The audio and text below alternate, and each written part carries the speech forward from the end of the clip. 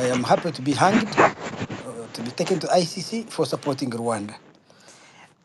So let me come to the issue. Congo is a very painful story for me because this evening I was listening to the proceedings of the United Nations Security Council on the subject. I got very depressed listening to the different countries' representatives speaking about this issue, and it was clear to me that they have no idea.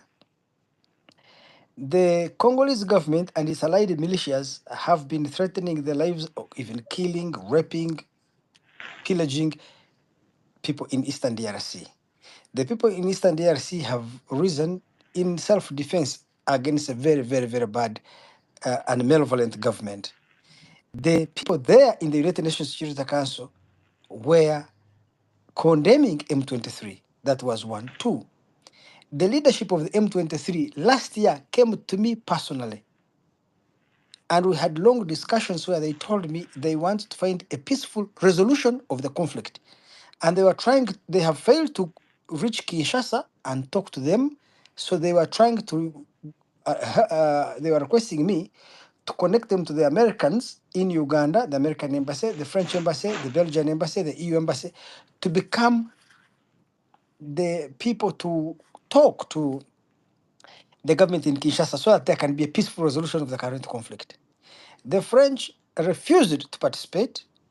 The Americans went and now manipulated things to say Mwenda is supporting M23, Mwenda should be sanctioned. So I could not understand why at the United Nations Security Council, people are saying M23 must go to the negotiating table, but M23 has been asking for talks. Kinshasa is the one that has refused any form of discussion with M23. President Tshisekedi has met President Museveni a couple of times as a friend, and President Museveni has told him, and this I'm 100% aware, why don't you talk to these people? Why do you let them, why do you not listen to their grievances? The ICGRC itself had held a lot of meetings, and they agreed that M23 has legitimate grievances and legitimate demands. They recognize that M23 is a legitimate organization that Congo Kinshasa should listen to. The East African community took a similar position that these people have legitimate grievances and legitimate demands. And they said, okay, to resolve this issue, this matter peacefully, let us have an East African force in DRC to stand between the Congolese army and M23 so that negotiations, peaceful negotiations can take place.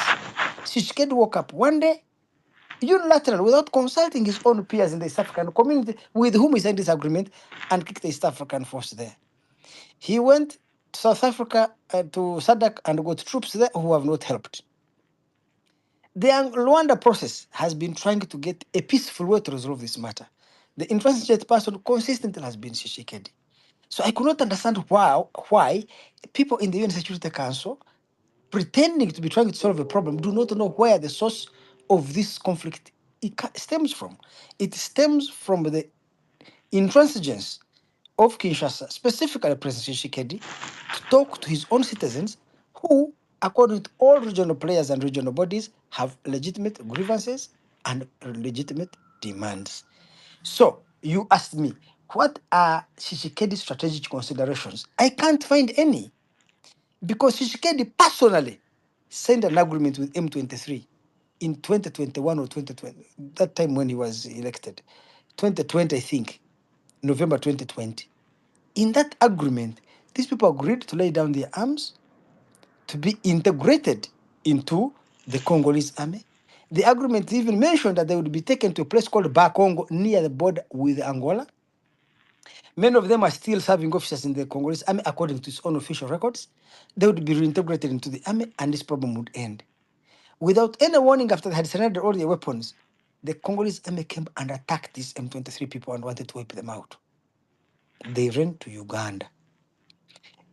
The recent flare up, they moved from Uganda and again attacked. Why? Because Kabila, Tshisekedi, all of them have failed to address one issue: the grievances of people in Eastern DRC who are targeted because of their ethnicity, who are stripped of their citizenship because of their ethnicity, and whose families are killed and maimed and raped because of their ethnicity. It is difficult for me to see any strategic consideration. Now, I can understand opportunistic considerations. I think there is such an atmosphere among politicians in Kinshasa that is hostile to Rwanda. So if Tshisekedi stands up and claims that to be the vanguard of Congolese sovereignty against Rwanda, it makes sense and it wins him some cheap political popularity. But that's a tactical, a tactical move. It can only achieve for him short-term cheap popularity. It cannot become it cannot form a foundation for building a peaceful Congolese state. So I don't think this man has any strategy whatsoever for his country. He went to Nairobi, had a meeting with President Museveni, President Kagame, President Ruto was there, Samia of Tanzania, and he said these Wanyamlenga and these M23, they should go back where they came from. President Kagame asked him, where did they come from? Can you mention where they came from so they can go back there? Then President Museveni intervened. He said, these people were refugees in my country and they left Uganda to come and attack. So they never came from Rwanda. That we know. The East African leaders advised him, go and talk to these people. We will help you solve this problem. He refused it. Now he has run to the United Nations Security Council. The people there have no teeth in the game, have no knowledge of the facts, have nothing. So what strategic aim does he have? I don't see any. Thank you so much, Andrew. And Ok, Andrew a dit principalement, dès le début, il a dit qu'il est souvent accusé de sympathiser ou de trouver cool la cause du M23. Il dit que s'il était devant un juge, il plaiderait coupable, il sympathise la cause du M23 et de l'AFC.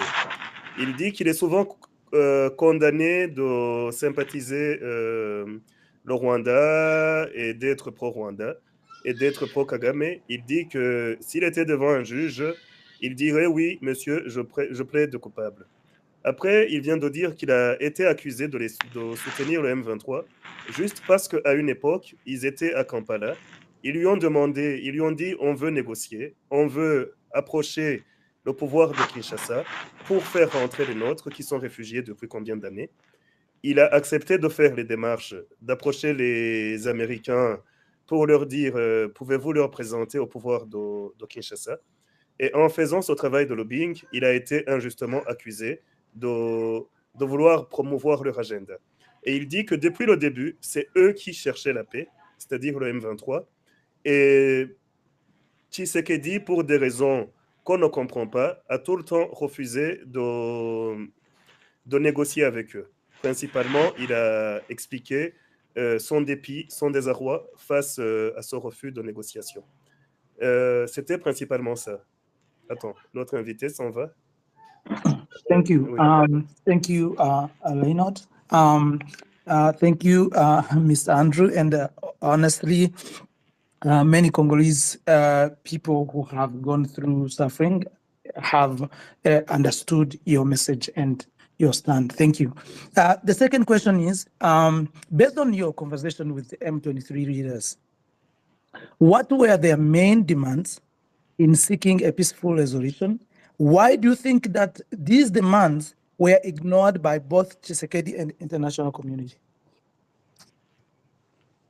I don't think he's still here. Yes, Manzi. I think Andrew got a problem with his network. Let's wait. Je pense qu'il est parti aussi. Je pense qu'il a eu un problème. On ne le voit pas. Manzi, do you hear me? Yeah, he's back. Yes, Manzi, do you hear me? Yes, I can hear you. Okay. Yeah. I have your question now. Okay. The M23 people came to me looking for because they told me they believe that the Belgians, the Americans, and the French and the EU are the most influential institutions or countries in Kinshasa. They came to say, can you help us? Talk to the Americans, the EU, and the French and the Belgians, if they can act as intermediaries to open dialogue between us and Kinshasa, because we have a signed peace agreement with Kinshasa, or for that matter, with Tshisekedi. This peace agreement, we were in the process of implementing it when we were attacked by the Congolese army. We are not sure that the president in Kinshasa is fully aware that we do not violate the terms of this agreement. It is his side that violated it. We have failed to reach Kinshasa. We are trying to find a peaceful way to resolve our disagreements with him. And can we help? So I called the Americans. I explained to them. I called the French. The French said, look, we are not allowed to talk to M23. I said, yes, you don't need to do it as an embassy. Can't you find people within your intelligence services who can become informal intermediaries? From these informal contacts, we can finally reach formal talks. I told the same to the Americans when I approached them. I said, even in America was fighting the Taliban. It had declared the Taliban a terrorist organization. But the Americans realized they can never win a war in Afghanistan because they were trying to impose themselves on the population there. Trump opened informal discussions with the Taliban, which led to formal talks in Qatar and led to the American withdrawal from that country. So I explained to the Americans, we need to approach the DRC problem the same way. You have a lot of influence in Kinshasa. The people of M23 believe you have a lot of influence. So why don't you use your intelligence organizations, the CIA, the French intelligence, and have conversation with Tshisekedi and tell him, look, these people are still committed to the agreement you signed with them. They are willing to lay down their arms and have a peaceful resolution to this conflict. The French rejected this discussion offhand. The European Union met with these M23 leaders and they took a lot of notes. What happened, I don't know. But the Americans now went behind the back, tattled to the so-called UN experts to write that Andrew Mwenda, I was contacting them to remove sanctions on M23. Now, this is a stupid thing. I, I didn't even know that the UN had sanctioned M23. And if I knew, it wouldn't have mattered anyway. Two, the M23 guys never talked to me about any removal of sanctions. They talked to me about having a peaceful dialogue with Kinshasa. My own view is that the interest of the Americans and maybe the European allies is to sustain chaos in Congo. As long as that country is at war, then the government is incapable of signing serious meaningful agreements. Then they can have their mercenaries there, they can have their companies there, mining and exploiting all the riches of Congo without paying a fair price. Because their involvement in these countries is purely driven by economic greed, they assume that other countries like Rwanda and Uganda and others, neighbors, are like them. They project their behavior on regional countries and think that Rwanda is in Congo because of minerals, Uganda is in Congo because of minerals, because they are just projecting themselves or their behavior on us. That is the interest. Keep Congo at war, keep Congo unstable so that you can when there's an absentee state, you can loot its resources as they have done for the last 150 years. You can continue to loot the resources without paying for them. I think that is the strategy of basically the Americans and private interests that control the American state. I don't know about the French, but the Americans, it's very clear to me. If we are to resolve the problems of the DRC, it cannot, I'm now convinced, it cannot be the United Nations Security Council. We need to go to the ICGRC, to the Rwanda process, and to the South African community. These are the institutions or organizations that are nearer to the problem, whose members are directly affected by instability in DRC. So, since regional neighbors of Congo are the ones with teeth in the game, with a stake in its stability, a direct stake, and are threatened by its instability, this matter should be decentralized to the region. And the region has made it very clear to Tshisekedi.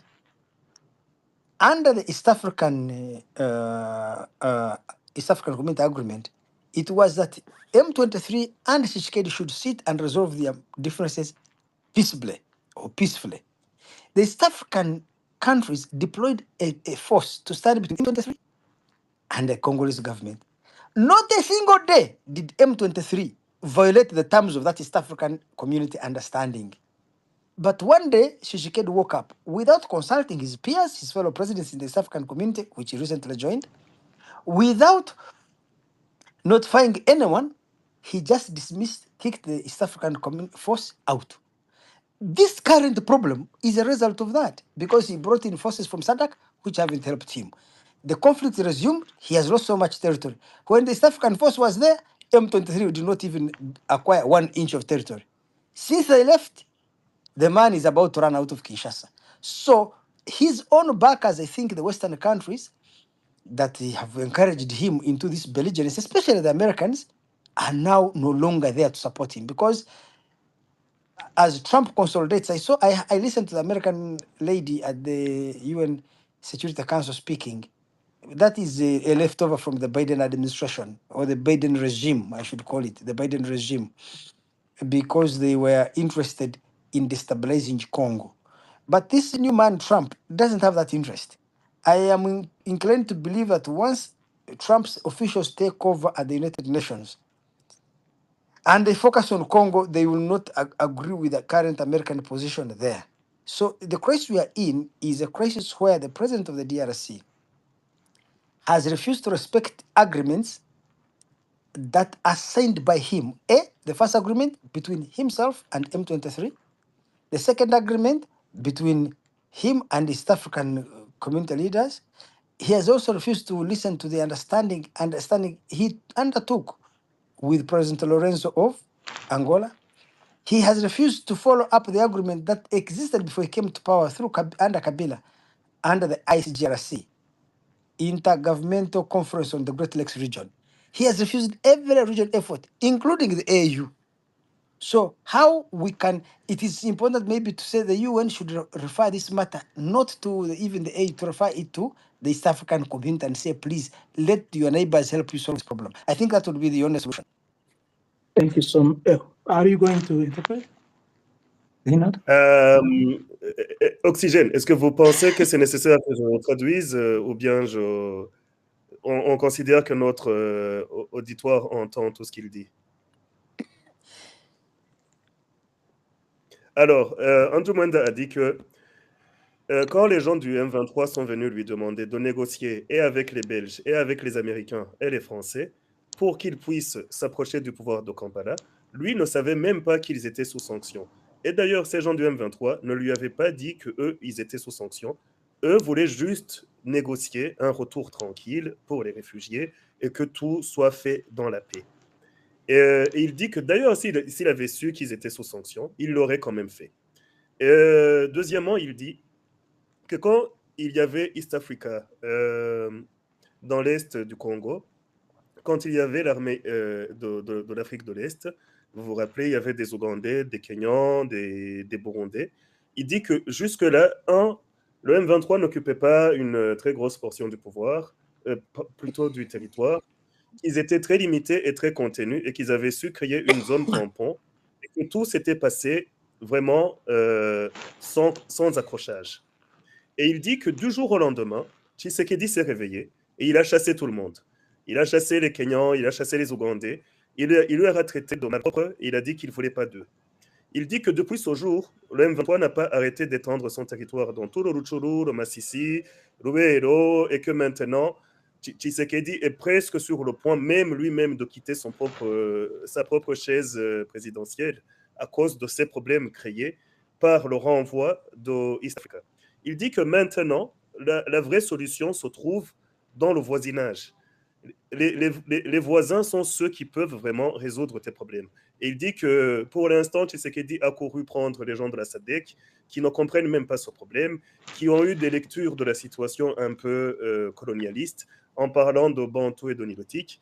Il dit qu'il est parti chercher des gens qui étaient plus dans une vision de se battre et qu'au fait, les gens se sont battus et que ceux pour qui le pays appartient vraiment sont actuellement en train de gagner. Bon, là, j'essaye de résumer, mais la prochaine fois qu'il va peut-être répondre, je vais essayer de l'interrompre pour vous traduire au fur et à mesure. Comme ça, j'oublierai pas grand-chose.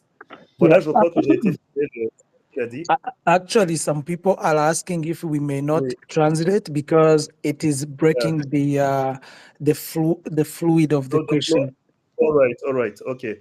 Yeah. So let them ask in French. Maybe we only translate the question, and he will Yeah. reply in English. Yeah, I Yeah. think we can Hello? because yes. Okay, I'm asking the question number 3.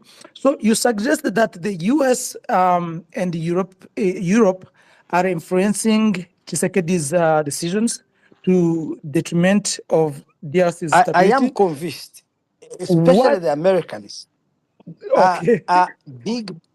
The American government under Biden, people in it were the ones encouraging Tshisekedi to be belligerent. Hello? Go ahead. Yes, I was saying the United States government, especially the regime of Biden, were the ones Go encouraging. ahead. Go ahead. We can hear you.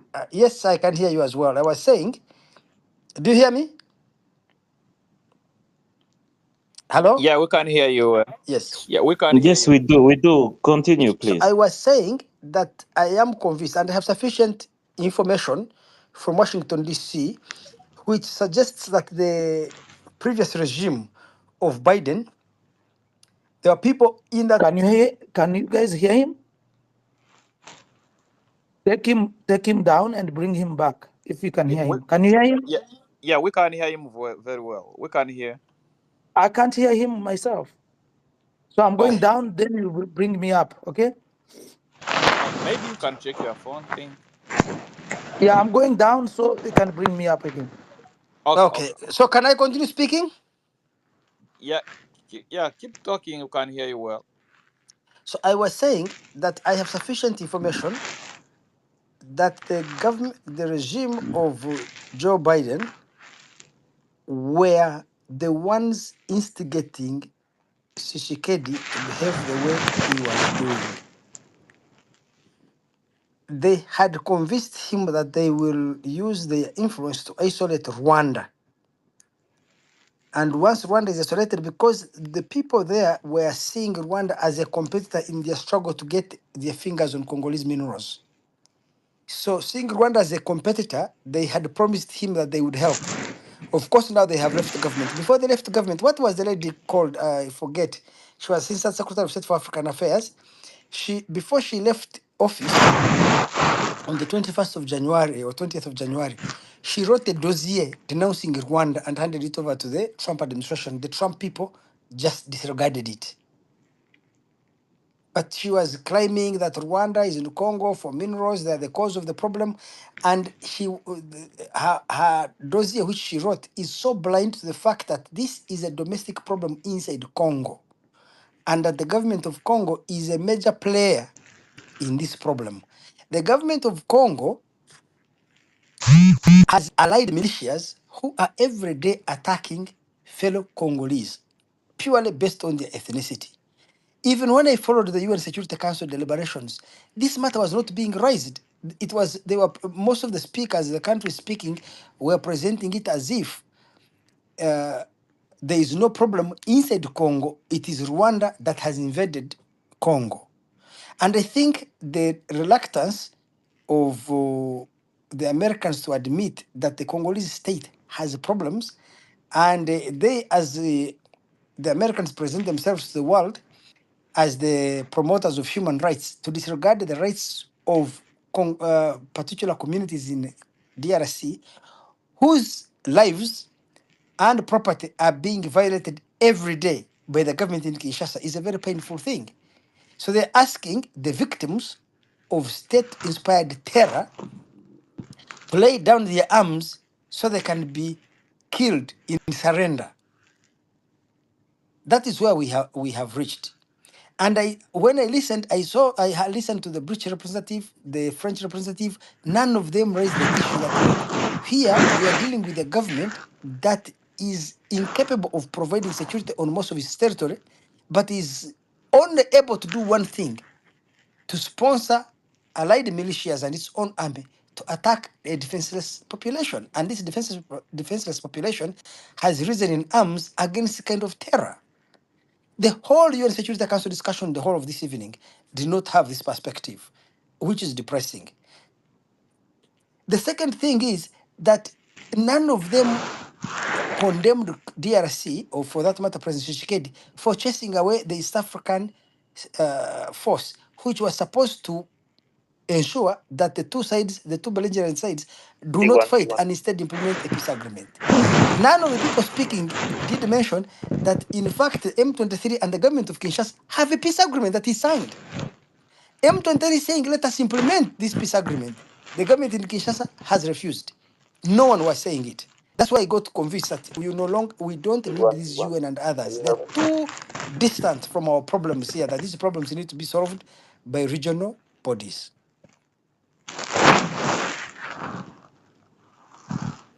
Thanks a lot for your answers. Maybe let's go with No, Maria, who will. no, Marisha. Not We are yet still done. asking him Okay, questions. okay, Sorry, Manzi. sorry. Yeah. Okay. Question number 4.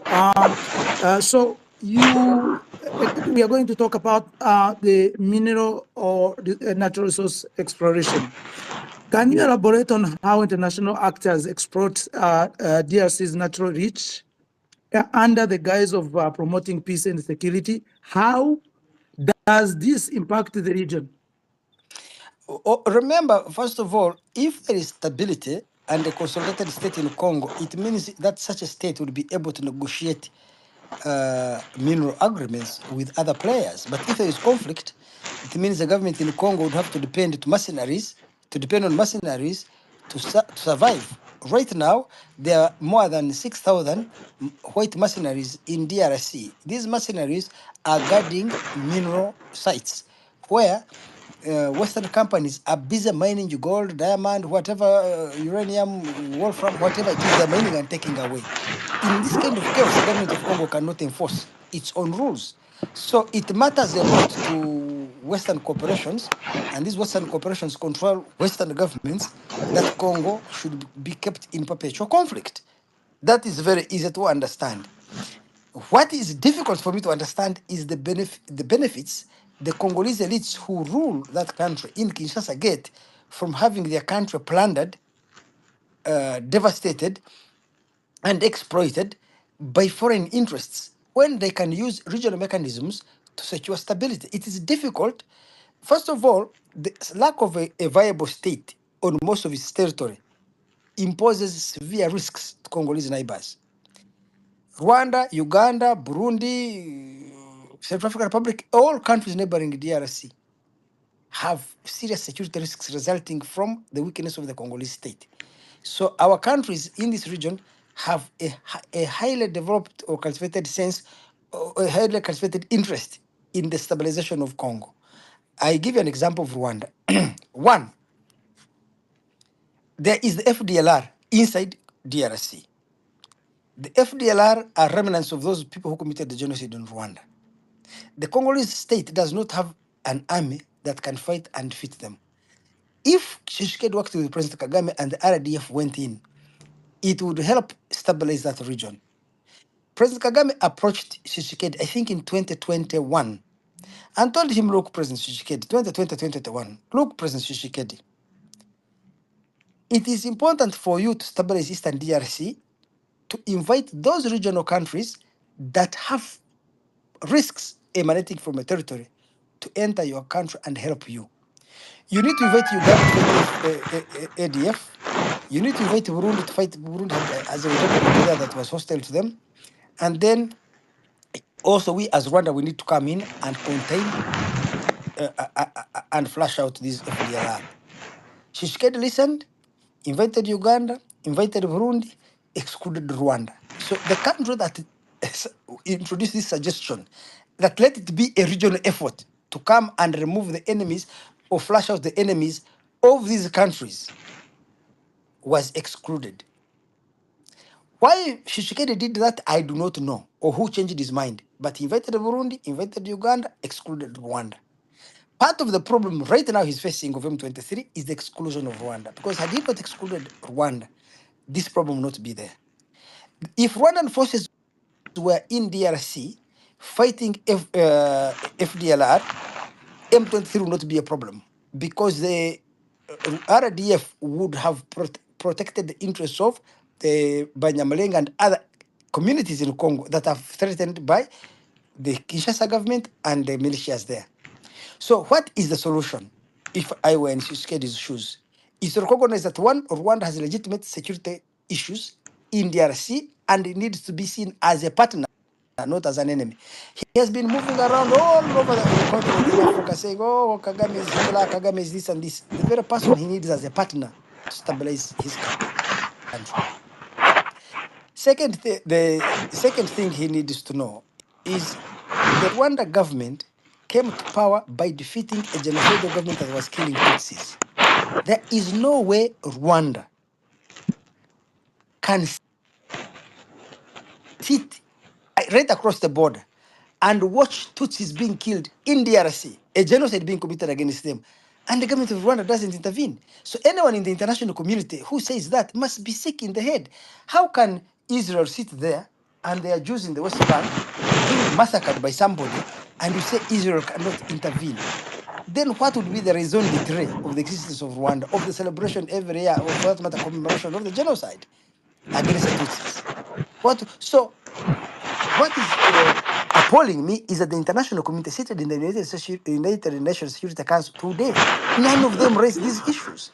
That you cannot have a government actively promoting genocide ideology, actively implementing that ideology on its own population, and those who are trying to defend themselves are the ones asked to surrender their arms so they can be killed defenselessly. I don't understand. Thank you so much, Andrew.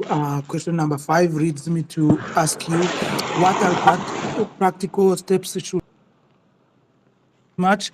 And this leads me to ask you question number 5, where I will want to know what should be the practical steps should the DRC take to strengthen its relationship with neighboring countries like Rwanda and Uganda, and how can this relationship foster long-term stability in the region? If I was Tshisekedi, the first thing I would do is to go back to 3 things. One, I would go back to the agreement I signed with M23